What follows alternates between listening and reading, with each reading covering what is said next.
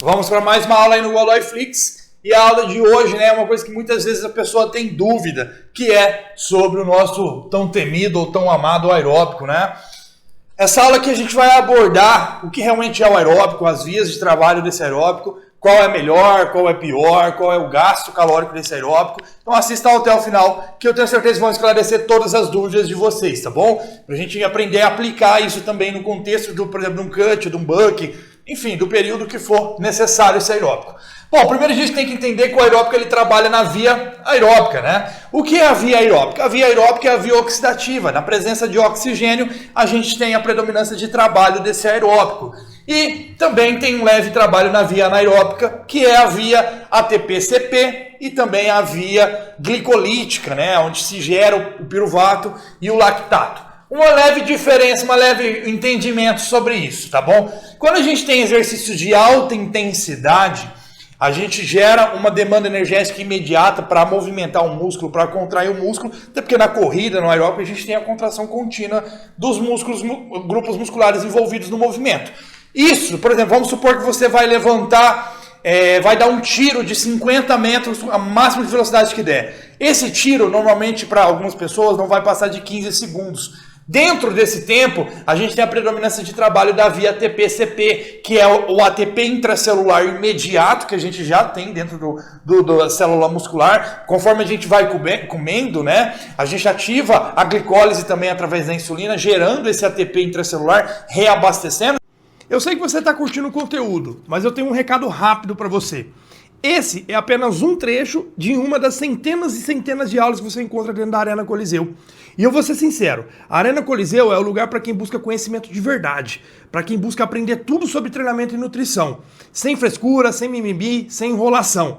Não é lugar para quem treina fofo e nem para preguiçoso. Quer saber mais? Aqui na descrição tem um link com todas as informações. Agora pode voltar ao conteúdo. Valeu! Os estoques de ATP intracelular. E aí depois, só que esse ATP intracelular ele vai suportar uns 5 segundos de atividade. E aí a gente entra com a creatina fosfato, que vai doar o seu fosfato para o ADP e o ADP vai virar ATP. Só que a creatina fosfato vai sustentar isso por mais, vai sustentar isso para 8, 10, no máximo 15 segundos. Se houver suplementação de creatina, chega a 15 segundos. Senão vai ficar de 8 a 12 segundos ali. Então dentro dos primeiros 10 a 15 segundos de exercício, a gente tem uma predominância da via anaeróbica alática, que não produz lactato, que é a via ATP-CP. Conforme o exercício se prolonga, né, o movimento se prolonga, a gente vai aumentando a predominância de trabalho da via glicolítica. Lembrando que as três vias, elas trabalham em conjunto, tá bom? No início do exercício, a gente tem a via... Deixa eu apagar aqui para a gente entender aqui melhor,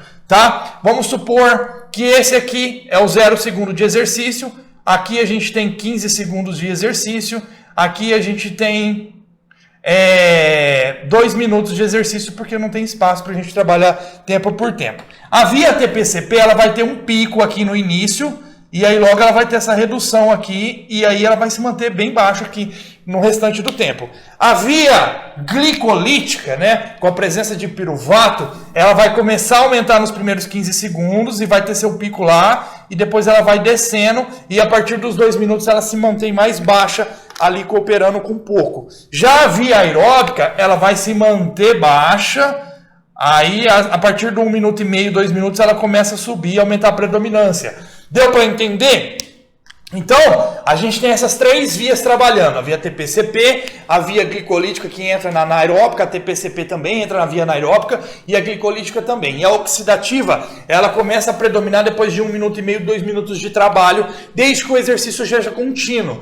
Na musculação, a gente levanta o peso por um tempo, descansa, nesse descanso a gente já vai fazendo ressíntese de ATP, consequentemente a gente tem a via aeróbica em menor grau na musculação, cerca de 15 a 30% na musculação é a via aeróbica, porque ela vai complementando a demanda energética ali trabalhando embaixo, mas ela trabalha também. Só que quando a gente tem como a gente tem esses intervalos na musculação, a gente trabalha mais na aeróbica, porque a gente faz e descansa, trabalhando nesses picos aqui. Já no aeróbico a gente está sempre em movimento. Só que, por exemplo, se a gente aumenta o ritmo do aeróbico de uma vez, a gente aumenta a via TPCP ali, porque foi um aumento de intensidade muito rápido. Se a gente mantém um nível contínuo, se passou de 2 minutos, aí a via aeróbica ela é mais constante e predomina. Se a gente dá um pico no meio desse aeróbico, a gente volta para a TPCP glicolítica, e se a gente sustentar esse ritmo, aí volta na via aeróbica. Deu para entender? Então a via aeróbica é uma via que precisa de oxigênio. Para a gente captar oxigênio leva um tempo.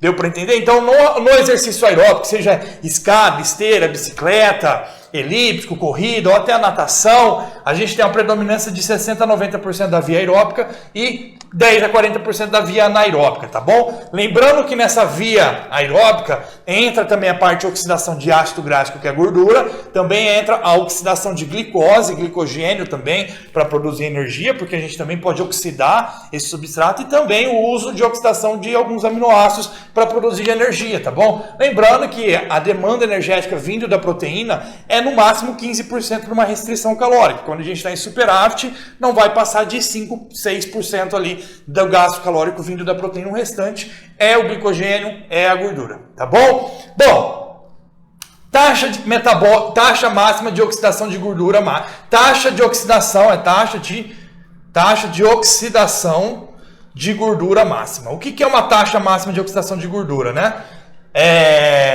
Ou taxa máxima de oxidação de gordura, enfim, taxa de oxidação de gordura máxima. O que isso quer dizer? Isso é baseado no VO2 máximo. Por quê? Normalmente, isso representa, quando a gente tem uma taxa máxima de oxidação de gordura, quer dizer que naquela porcentagem de VO2 máximo, a gente está na capacidade máxima de oxidar gordura. Se a gente passar daquele VO2 máximo, a taxa de oxidação de gordura vai diminuir e vai aumentar a taxa de oxidação de uso de glicogênio, tá bom? Normalmente, essa taxa máxima de oxidação de gordura é de 40% a 70% do VO2 máximo, do VO2 máximo, tá? Tá ali embaixo o VO2 máximo, eu nem vi. Mas normalmente essa taxa gira em torno de 45% a 70% do VO2 máximo. Mas, para pessoas normais são pessoas que não são privilegiadas geneticamente por uma capacidade aeróbica alta e pessoas que não treinam especificamente para melhorar a capacidade aeróbica. Por exemplo, a maioria acaba tendo uma taxa de oxidação máxima em torno de 45%. Um atleta, um maratonista, tem uma taxa de oxidação máxima de 65%, 70%. Atletas de alto desempenho de exercícios de esportes que exigem uma capacidade aeróbica aumentada, tem uma taxa de oxidação máxima de 60% a 70% do VO2 máximo. Ou seja, eles conseguem otimizar a queima de gordura. Por quê? Por exemplo, vamos supor que eu estou num esforço aqui onde eu preciso captar muito oxigênio. Rapidamente, eu vou passar de 45% do meu VO2 máximo, ou seja, eu vou necessitar de usar mais glicogênio e a taxa de oxidação de gordura vai diminuir nesse exercício, porque o meu VO2 máximo não é bom. Já esses indivíduos, eles conseguem manter um ritmo forte, trabalhar de 60% a 70% do VO2 máximo e ainda ter uma taxa de oxidação de gordura máxima. E depois, se eles ultrapassam esse valor e geram uma demanda maior, aí eles começam a aumentar a taxa de oxidação do glicogênio e não da gordura. Deu para entender? Quanto maior a tua taxa de oxidação de gordura máxima referente ao VO2 máximo, maior a tua capacidade de oxidar a gordura. Você tem uma capacidade aeróbica muito elevada. Mas para a maioria das pessoas é de 40% a 50%. Tá? Bom, o aeróbico ele gera algumas adaptações importantes. Por exemplo, maior adaptação cardiorrespiratória. O que isso quer dizer? Você consegue melhorar a tua parte cardiorrespiratória. Você fica menos cansado em exercícios do seu dia a dia, no trabalho, no treino de musculação, em qualquer tipo de esporte.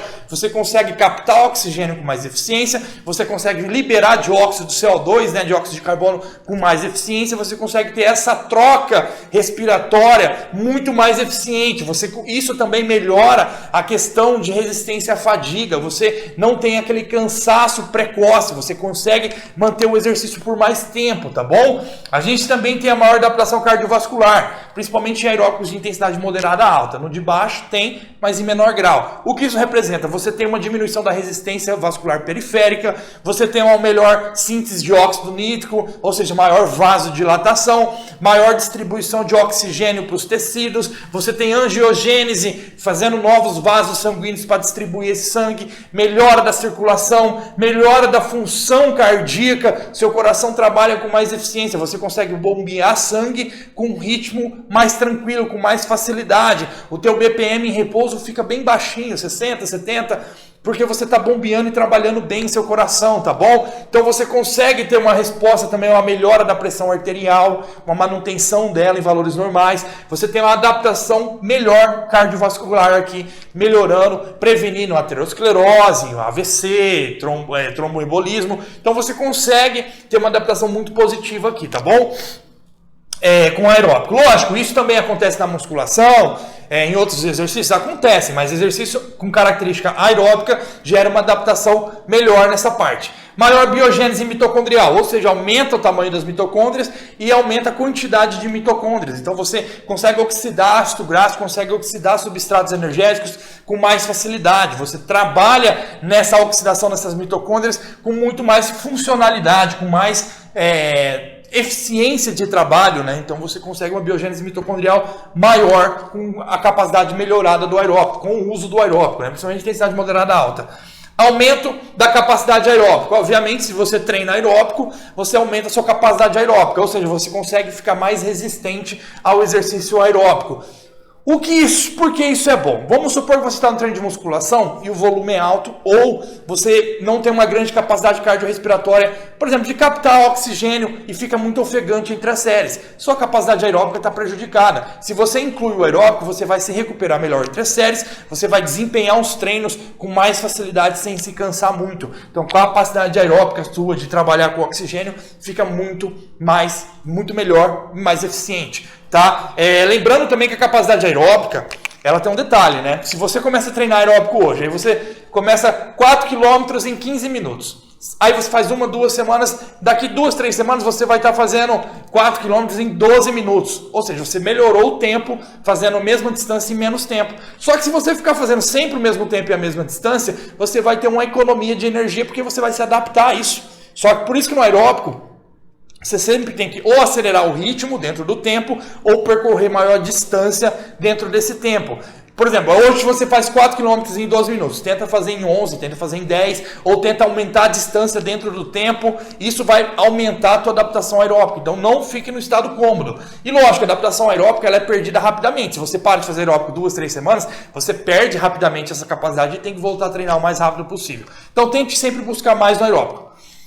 Bom, vamos lá, vamos entender um pouco o gasto do aeróbico e a queima de gordura do aeróbico, que eu acredito que é o que todo mundo quer saber, né? Eu trouxe para vocês aqui a variação de aeróbico, 1 hora de aeróbico de intensidade baixa, moderada e alta, para a gente ver qual é melhor, qual realmente é mais eficiente. Lembrando que o gasto calórico, ele é dependente do consumo de oxigênio. Quanto maior é o peso corporal da pessoa, vamos supor, eu tenho 100 quilos. Comparado com um cara de 60, 70 quilos, eu consumo mais oxigênio para movimentar essa massa, para contrair esse músculo, para distribuir oxigênio nesses tecidos. Consequentemente, se eu consumo mais oxigênio, o meu gasto calórico é maior dentro da mesma atividade comparado com um indivíduo mais leve. Um cara mais pesado do que eu vai gastar mais calorias porque ele vai consumir mais oxigênio.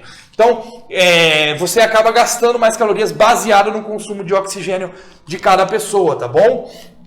Bom, vamos lá. Aqui eu trouxe uma referência baseada numa média de um indivíduo entre 70 e 90 quilos, tá? Em 1 hora de aeróbico de baixa intensidade, vai ser uma média de 150 a 200 calorias gastas nessa 1 hora.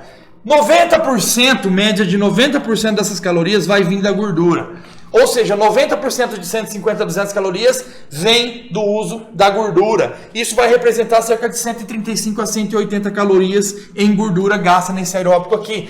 Lembrando, a porcentagem de baixa intensidade é maior em gordura, então é melhor eu fazer aeróbico de baixa intensidade. Mas aí que a gente se engana. Por quê? 1 hora de aeróbico de intensidade moderada vai gastar de 280 a 330 calorias. 70% disso é em gordura. Então vai queimar menos gordura porque a porcentagem é menor. Lembre-se que a porcentagem é baseada no gasto bruto. E olha só, 70% desse gasto vai ser 196 a 231 calorias em gordura. Já é mais do que o aeróbico de baixa intensidade, dentro do mesmo tempo aumentando o ritmo desse aeróbico. Então o gasto bruto é maior e a queima de gordura é maior, mesmo a porcentagem sendo menor, porque a porcentagem é baseada no gasto bruto. Se o gasto bruto é baixo, a porcentagem pode ser 100%, que o gasto de gordura será baixo também. 1 hora de aeróbico de alta intensidade vai gastar cerca de 400 a 500 calorias ou mais. Por quê? A gente tem diversas altas intensidades. A gente tem diversos níveis de alta intensidade, tá? Quanto mais forte, obviamente, muita alta intensidade, a gente não consegue manter por 1 hora. Mas ali um ritmo de 1 hora em alta intensidade vai gastar cerca de 400 a 500 calorias. 60% disso é em gordura. Lembra que eu falei que o aeróbico é cerca de 60 a 90%? É exatamente pela diferença na intensidade. Por isso que as vias trabalham em porcentagens diferentes aqui. Bom, tem essa variação, né?